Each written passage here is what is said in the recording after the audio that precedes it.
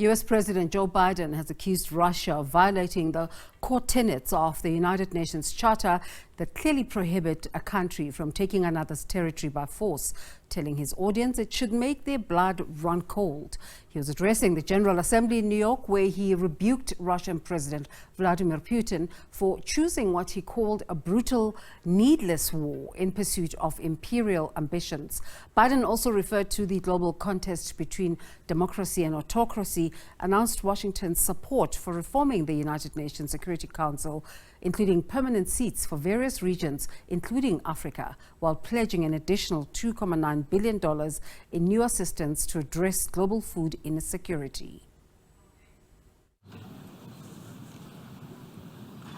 Within moments of beginning his address, he launched a broadside against Russia, arguing that a permanent member of the Security Council had sought to erase a sovereign state from the map, warning that everything the UN stood for was at risk.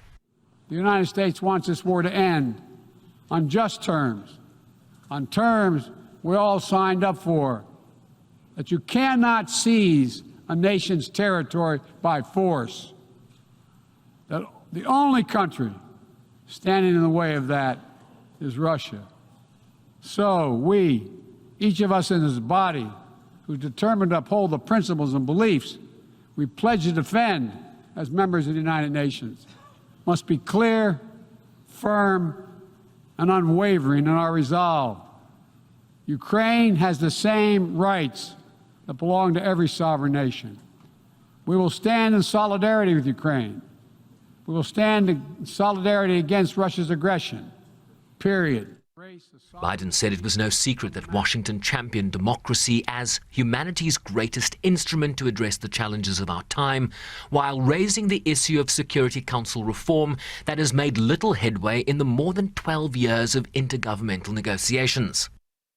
Members of the UN Security Council, including the United States, should consistently uphold and defend the UN Charter and refrain from the use of the veto, except in rare, extraordinary situations, to ensure that the Council remains credible and effective. That is also why the United States supports increasing the number of both permanent and non-permanent representatives of the Council. This includes permanent seats for those nations we have long supported and permanent seats for countries in Africa, Latin America, and the Caribbean. On food insecurity, additional funding. We're also taking down the food crisis head on, with as many as 193 million people around the world experience acute food insecurity, a jump of 40 million in a year. Today I'm announcing another $2.9 billion in U.S. support for life-saving humanitarian and food security assistance for this year alone. He called on major global creditors to transparently negotiate debt forgiveness for lower-income countries, reiterated G7 pledges to mobilize $600 billion in global infrastructure investments, as he promised to work with nations to solve climate change. Let me be direct about the competition between the United States and China. As we manage shifting geopolitical trends, the United States will conduct itself as a reasonable leader. We do not seek conflict. We do not seek a Cold War. We do not ask any nation to choose between the United States or any other partner. But the United States will be unabashed in promoting our vision of a free, open, secure, and prosperous world.